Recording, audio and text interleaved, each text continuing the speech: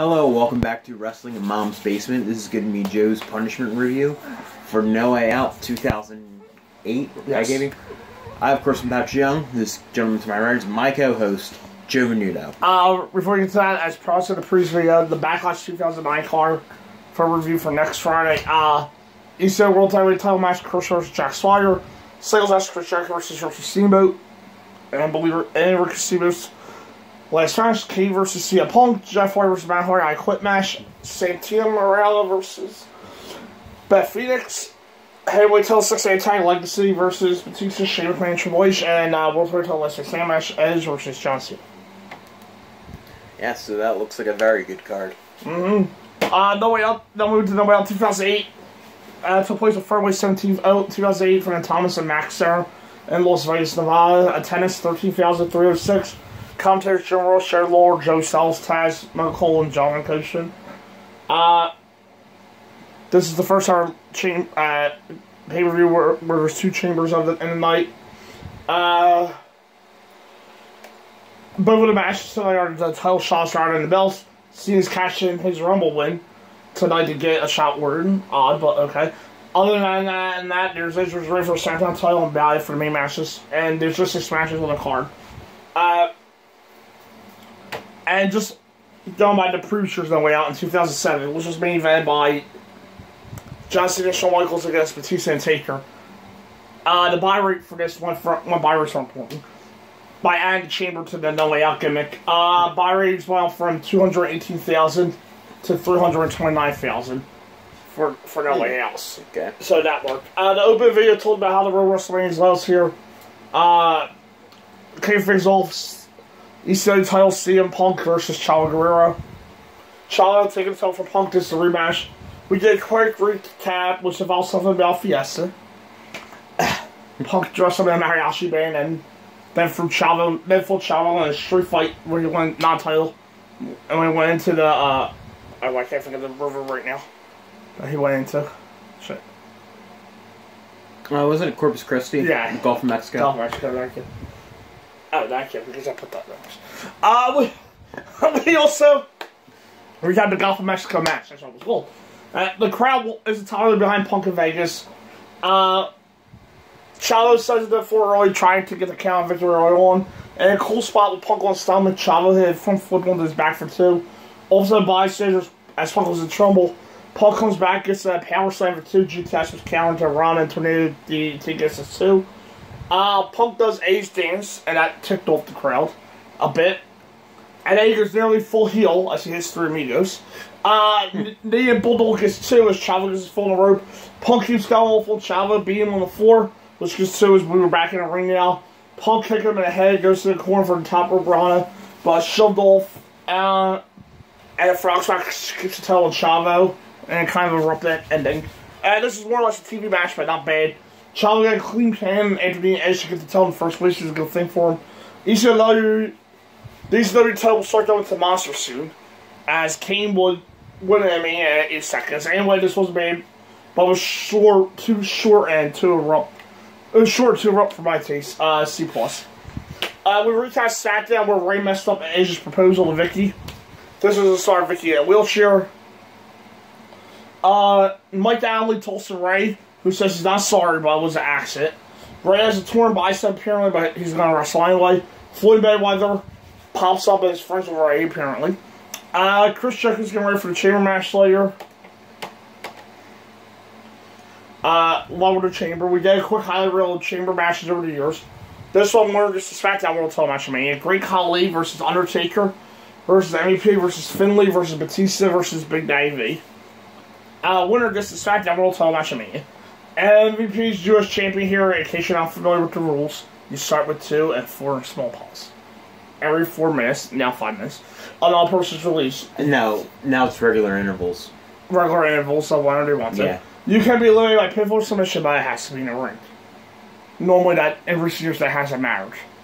Until this year again, where it had to be in the ring. Yeah. Last man or woman, wins. Match director's Big Daddy's manager, which I had actually forgotten about. Philly's music's bad here, because it's one Longest music, because I ain't funny. It doesn't fit at all. But at least you have 20 with him here. And apparently, Apparently, next on the roll was going to be Courtney versus Vince. And one arguably one of JBL's most brilliant segments ever. Yeah. And I led the JBL to short Courtney and set up a surprisingly good hardcore match with Finley versus JBL at Mania. Yeah. We started with Batista versus Undertaker. Hold on. I think that's sufficient. Because that's going to be the most exciting matchup, actually. I think that's sufficient enough, don't you? Yeah.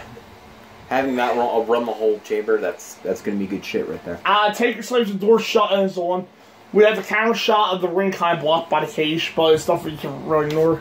To slug it out our own, Batista surprisingly win. There's a camera in the ring, which helps a lot, but I didn't use it that often. We have the cage for him, Batista's in trouble, and then gets a boot to send Taker back in the ring. They slowed it down a bit as we were waiting on the next guy coming less than a minute ago. Batista takes over and just boo loudly. And it's been 4 minutes and no one's coming in yet, by the way. Maybe it's 5 perhaps. More like 4.5 that like time. Apparently both guys were down. Big Ivy's in third to loud booing. V destroys both guys for a while just because he's dead. He doesn't do much else aside from choking and chopping. And now we get really stupid. Taker's knocked through the door and hits the floor. Nice job, guys. Taker might tweak his knee as he fell. V splashes and he comes back in just to be a jerk. Ron splash crushes Batista too. Batista finally wakes up and gets a very good spine buster to V, considering the enormous gravitational pull of V is fat. Sorry. Is fat. Taker's a detail and steel, and apparently you can get pinned out there. Though I could have sworn you couldn't get pinned out there back then. Yeah. As Batista gets rid of V. Khali's in fourth, just under V. At least they were in the ring together. And just under V continues. I think the face of Chitin USA. I don't know who the foreigner of the group is. Khali, I guess, yeah. Taker hammers on Khali, but can't get the chokeslam. Punjabi plunges too, so instead of going to the Taker, Khali goes into the rest of Batista, like a stupid man. Vice Grinder Batista has some trouble, and never mind as he breaks out his spear and put Khali down. Taker knocks Singh out the cage. With a kick. Yeah, it's funny. and then gets Hell's Gate to eliminate Khali, but then he won't let go. Back to Taker versus Batista, we just kill time. Then was over 5 minutes since the next guy came in, but whatever. Until Finley comes in. He comes in and Taker kicks him in the face, put him down. Cole Cole's the steel chain concrete like. Sure. But sure. As Finley gets the Celtic Crusher too. Batista gets a slingshot to send Philly in the cage. And a brief skirmish between the only 2 guys who have a chance to win this. Philly takes the dead man to the outside and works over him a bit. Philly manages to send Taker for the bulletproof, yes, bulletproof I say, glass. We finally get to MVP's countdown. They're not even trying to hide a lock of Kieran about the clock anymore. Taker stays in front of MVP's pod to wail him and hammers away on him in the pod. Everyone was in now. MP gets a drive-by Batista and one to Taker as well. Get into on the taller one. MP finds a chain from somewhere, choke away on Finley for a bit. Taker's busted after a shot with the chain. He gets up and shoots MP, and the solid punches begin. MP tries to hide to the top of the pod, but here comes the dude that sleeps with Michelle McCool. He grabs MP by the throat and throws him over his head. Called a reverse choke slam, which works as well as anything else. So Philly can get the pin on MVP. Taker misses the top of the elbow of Philly, and all 3 guys are getting down. And here's one from under the cage to set in the Irish club that I always have a hard time pronouncing sometimes to Philly. Shillelagh. There you go. Shot to the head. Hit gets 2 on Batista, so Undertaker chooses Philly onto the cage, which gets us down to 1-on-1. Batista's also over 2. They do a long slow start and then slug it out. Crowd says Jay for Taker, so you can tell he's far more popular.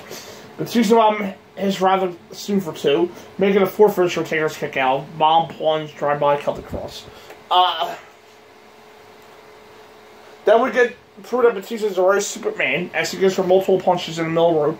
As has happened to everyone that has done that to Undertaker in the last 10 years or so. Last 19 years or so. The last riders are long too. First of all, Batista, your mentor was Triple H. Did you never watch the WrestleMania match from WrestleMania 17? Yeah. Taker mounts out, throws and bombs him. Batista sends him out to the cage. He says like a power slam, tries to ram Taker's hand, and then Taker shoves off the cage, drops his feet from the animal shoulders, hooks a tombstone in the ring to sell Taker versus Edge of Mania. Sweet ending. And that led to a sweet main event, WrestleMania 24. The big problem here that should be really obvious, there was zero chance anyone named Batista or Undertaker wasn't winning here. And everyone knew it.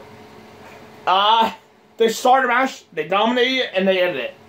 That's fine as they had made chemistry together, and the stuff they did was good. But do we need 4 extra guys in there and 30 minutes to go there? It's okay, but it's one of the weaker chamber matches at the time for sure, so C+. If you just look at the all 4, just gave us Batista or Taker for 30 minutes with no one contender, the score goes way higher. Yeah. The Edge has Hulk as a rider, tell Edge that Taker is 15 at Mania, which Edge more or less shakes off. Edge tries to set a plan later, but Tay Long comes in, he bans Hulk as a rider from ringside just because he can. There was a Mania ad with a Baywatch parody. We had a clip of Maria and Ashley to Playboy Mansion, as Maria was the Playboy chick that year. That was awesome stuff. What? Nope. You don't have a problem with hot women till I wanted to be showing their bodies, don't you? You thought Maria's was good. Oh no, hers is horrible. Yeah. Tori says the best. Yeah. Ric Flair versus Kennedy, career threatening match here. As if Flair loses, says to retire. Flair's name was taped, but Kennedy starts to start. Apparently, Kennedy's the future of WWE, and winner Flair would define his career. That's ironic. Right. Though if you can't be a guy that was over the hill here, and a few years past his prime, what kind of future they have anyway? Ironically, not much. If Kenny works on to do a half tribe like a smart man, Flair shouts at some kind of curse word, which of course was censored. Figure 4 in the post gets a Bret Hart reference. Big slide to Flair, who has no offensive also that I can remember. Regular Figure 4 goes on from Kennedy, but he's so Jay Lethal, so that doesn't make Figure 4 tap out. So it doesn't work. Teddy can't manage to break a 6-year-old's legs, and if Flair saw that, the fireman carries Slavers too. JR asks why Kenny doesn't get himself disqualified. Maybe because that'll mean Flair's still active and will gain him nothing. Flair has a chop block and goes into her knee. Kenny counters into a roll up for 2 with the into the anal display and roll up for 2. If you've never seen Flair's ass before. Yeah. But it's called cheating that Figure 4's counting in a small package for 2. There's the Figure 4 for real, and of course the 6-year-old man gets in 2 shots to an 8, and a basic hold is enough to beat one hot young shots on the roster. Makes perfect sense now. It wasn't very good. It was the epitome of a roll match, and after that very good one all. Flair held 3 moves a match to win clean. I think they can't lose, but let's super soon go to the young guys clean every time. How does that help anyone at all, especially when Flair was leaving in a few weeks? I don't get a D+. Vince says to Finley that he's going to hurt Horny tomorrow. JBL's worried about the chamber. We recap Edge and Ray, and of course his personal. We see part of the first match they had the Rumble where Vicky got out her wheelchair and took a 619. Then I set the apology thing with something engagement thing. And of course we get back to the Guerrero name and all that jazz. So at that World title, Edge versus Rey Mysterio. Winner is on to WrestleMania. And remember, Ray has a really bad and legit arm injury here. Floyd Mayweather's in the front row. Edge's theme song is still awesome all these years later. Ray keeps dodging the start, but hurts his arm all around him. Ray hits the floor. Edge gets basically slides, sends Ray's arm into the floor and into the steps. Ray's caught a tree of woe, but Edge misses a baseball slide to send Edge's balls into the post. Sorry, Ricky. Moonsault press gets to his right feet, hook a leg. Ray gets 619 out of almost nowhere, but Edge beats him to his feet into the arm. He tries to springboard soften, but Edge steers around the air to pin him clean. This is around 6 minutes, so you can tell Ray was hurt badly. It was a pretty bad match because of, well, the injury and concerns that, but major points to Ray for done out doing what he could. He was barely able to do it around there, but he tried, which really can't answer at the end of the day. Dawn was the focal point of the match, that makes sense. They've had better matches before, like the month before the Rumble, but both were healthy, so it's almost impossible to blame on this or anything but the arm. Bad match went out there for all to see. Here's Big Show for his return after almost 2 years. He's the face at this point, but I will get thrown out the window in the next few weeks. Apparently, this was like I said. Yeah, he's face here. Then I think he turns heel on Ray right here. Right, sorry, yes. Then he turns face later on down the road in a couple weeks. Because the feud. Yes. The fans went on Big Show's side. And which is another fun addition to what is he today, face or heel? Yeah, this is a return for his hiatus, from December to December. He lost 180 pounds here, which was our product, so that actually looks legit. And like Pat said, never mind the face part. He hits the floor, grabs right by the throat, smacks him in the arm. Say, does your arm hurt? He just said Mayweather's face a bit, but drags right back in the ring. Floyd's team tries to keep him back, but since WWE's security is terrible, Mayweather gets in. There's no commentary here. Some props to him on a big moment. Shoves him against Dallas knees. Mayweather goes right at him and lands 3 or 4 bombs. And one legitimately break it, or a couple legitimately break his show's nose. Floyd runs and we have our Mania match. Mania Street 2 days away. Jeff Hardy's getting ready for the cell. Adam Lee with some fans and came around the company's in. Double E. Right. We recap Cena versus Orton. Let's start with Orton hurt Cena. It was actually Kenny, I think, but Orton was the one contender, so that sounded better. This sub epic return. The Rumble was no one saw coming. Cena won, but cash in tonight. World title John Cena versus Randy Orton. Orton isn't quite hearing voices yet, so he has his own music here, which I still like. There's the bell, and they're going for the big epic feeling here, which in 2008 is actually pretty close, actually. Yeah. Cena gets a small package for 2 almost immediately. Orton gets a shot to the ribs and beating his own. Cena's bulldog out of nowhere gets 2. Orton comes back as the new guy had anything as far as the center advantage in the first 3 minutes or so. Cena keeps going for quick wins with ropes and covers all flicker moves, while Orton's trying to slow down, take away Cena's momentum. The crowd split here for the most part. He counters Elevator DT and gets the title finisher from the top for a close 2. After his counter, Orton is under knee ankle, since that makes no sense. He stops one on the base shoulder pectoral area. Instead, let's see how hurt and closely pull it out for a while. That makes sense. Orton can't get a knee drop on the pec, and we hit the chin lock, as is Orton's custom. Cena gets the protoplex out of nowhere, and with a point to the main sign, Orton can't see him. If you can't hit again though, and Orton hits the floor, and Nia and Hanty both fly into the ring to prevent the double count out. Back in, Orton catches Cena in the backbreaker, although Orton only made his knee on the backbreaker. Trails all over Cena here. Middle rope suplex shoved off. Cena misses enough famous so Orton starts that slithering stuff he tends to do. But RKO's counter, Cena gets the SCFU. Orton has a rope and has the floor holding his knee. He demands that the referee count him out, but was playing possum. RKO hits on the floor as Cena is legally dead. Into that bump. Somehow he managed to get back in without the help. Without the 9 count. Orton was shocked, and there was a slide to the referee from Orton to DQ to prevent Cena from winning the title, which isn't as bad of an ending that it sounds like. There's now Cena's used his title shot, and Orton just screwed him out. But he lays the FU and SCFU post match that don't mean much.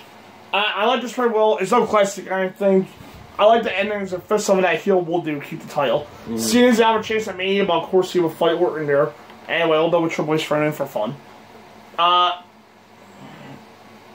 The fans are actually doing the goodbye song in this match too, to Cena. Which was funny stuff. He was absolutely loathed in this match. This match is one of the better ones they've had, actually. B-. Orton lays in the ring as the fans chant, "Thank you, Randy." That was funny stuff too. Triple H is standing back and Sean comes up.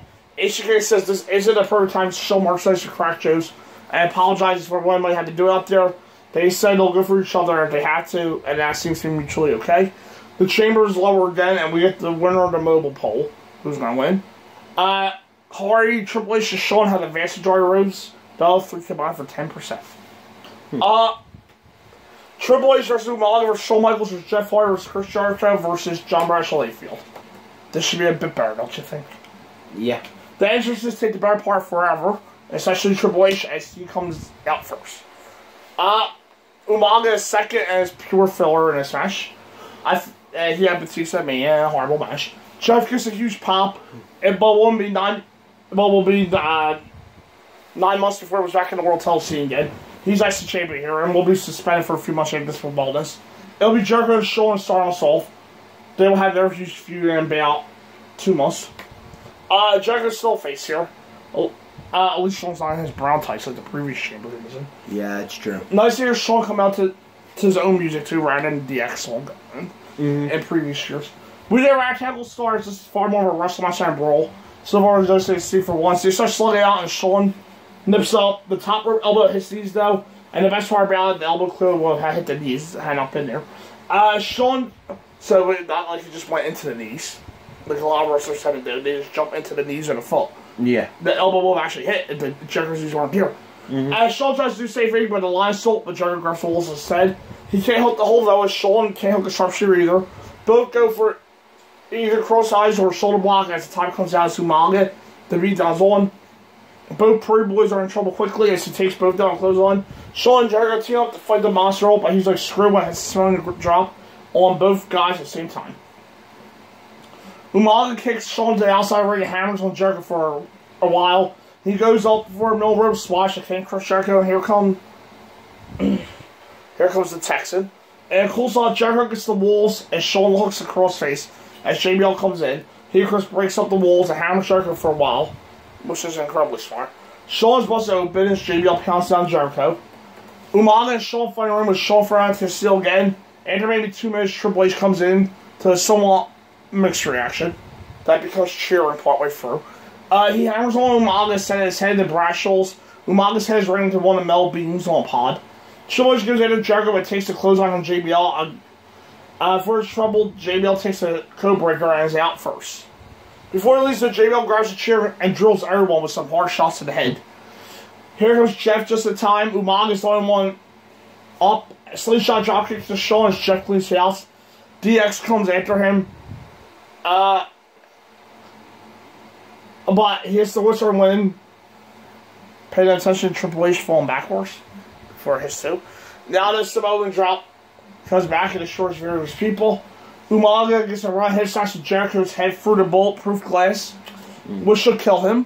But since it's WWE, he's up enough to get a code breaker. Just like the chin music. Umaga. Pedigree at and after Swanton is the fourth Swanton with the pod. It's the fourth finisher as Umaga's finally gone. Sean has Jericho chin music and Jeff steals a pin to Jericho. And then the pedigree and twist of fate take care of Sean. Those 3 eliminations happen in less than 45 seconds of each other. Umaga, Jericho, Sean. And I give this match strong lead. Good Lord have mercy.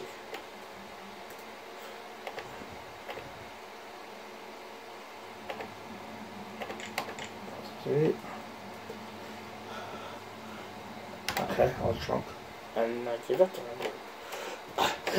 Okay, we're down to Triple H versus Hardy now for the Mania spot. Jeff gets a DDT on the steel. Kane covers, his back is hurt from the landing. Jeff goes the head goal full Triple H. Don't wallow him, punches who can barely stand. Jeff counters a pedigree with a backdrop. I can't get the swanton. Pedigree hits but gets 2 on close air full as the pop blues the roof full for a few seconds. And Jeff kicked out. Twist found the cheers reverse. And Pedigree on the chair ends this. Cited Triple H to Mania. Much better here with this being a war throughout, especially with 4 guys combined to Umaga. Granted, when here JBL's the worst guy in there, rather than Kali Big IV, things can go a lot better. Yeah. It was also far more violent, and while it was pretty clear Triple H and Jeff will win, there was a chance Shawn and Jericho could pull it off. That is shameful 5 minutes up too. I want to pre-judge. A. Overall rating here at B+. Not a great show. But much like the Chamber last week, it's a 2-match show. In this case, it's a 1-match show. And that Chamber delivered, and the Cena Orton match was good too, but I would really just recommend the final Chamber. That'll do it for this. Up next, we recap WWE's Black Friday. See you then.